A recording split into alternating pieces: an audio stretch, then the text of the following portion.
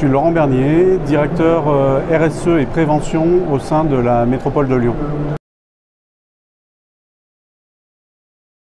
Je suis venu sur une conférence inaugurale pour parler de la santé au travail et de la qualité de vie au travail et le lien entre ces deux items et l'attractivité des employeurs, qu'ils soient publics ou privés. On a mis en place à la métropole de Lyon depuis quelques années un plan de prévention des risques psychosociaux et d'amélioration de la qualité de vie au travail. Et on inclut maintenant dans ces nouveaux plans tout le volet discrimination, inclusion, égalité professionnelle femmes-hommes, diversité d'une manière générale. L'idée, c'est que les chefs d'entreprise, évidemment, montent en compétence sur ces questions. Ils peuvent s'appuyer, je pense, sur des réseaux officiels, que ce soit les services de santé au travail, la CARSAT, l'ARACT, l'ANACT. Ils peuvent s'appuyer aussi sur leurs syndicats professionnels, parce que quand on est chef d'entreprise, on est parfois un peu démuni. Et puis l'objectif, c'est la production, le carnet de commandes, la trésorerie, la relation avec les banques. Et parfois, la prévention et la santé au travail, ça vient un peu après. Donc si ils veulent se faire aider, je pense qu'il y a ici des réseaux et des professionnels qui pourront les aider.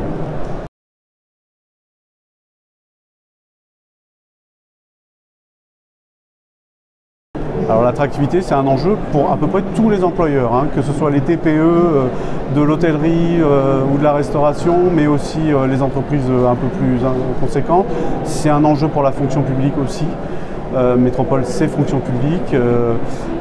On a aujourd'hui à la fois c'est le post-Covid, on repense l'organisation du travail et effectivement on a de nouvelles générations aussi qui arrivent dans le monde du travail et qui ont peut-être aussi d'autres aspirations d'articulation des temps de vie et il faut que les employeurs, et là pour le coup je ne fais pas tellement de distinction entre le public, le privé, on a nos cadres et nos référentiels spécifiques, mais les employeurs ont tous intérêt à travailler sur leurs fondements en matière de santé, de qualité de vie au travail, de prévention des risques, pour pouvoir développer leur attractivité, leur marque employeur. C'est aujourd'hui, c'est même une nécessité vitale pour les employeurs, qu'ils soient privés ou publics.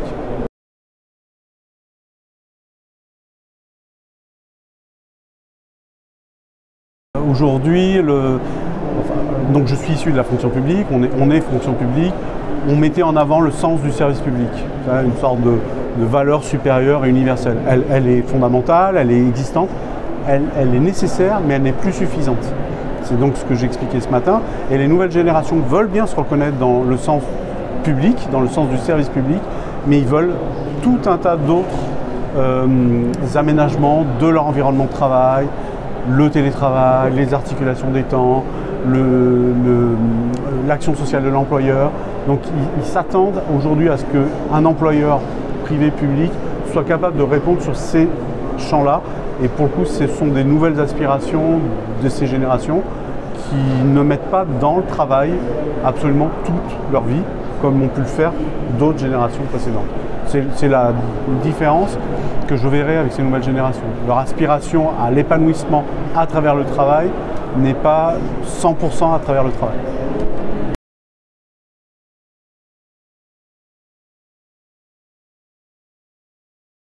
Alors, là pour le coup je vais distinguer les employeurs privés des employeurs publics. Les employeurs privés, bien sûr, participent à la construction sociale, au vivre ensemble, mais nous sommes employeurs publics, donc on a peut-être un rôle un peu plus important à jouer.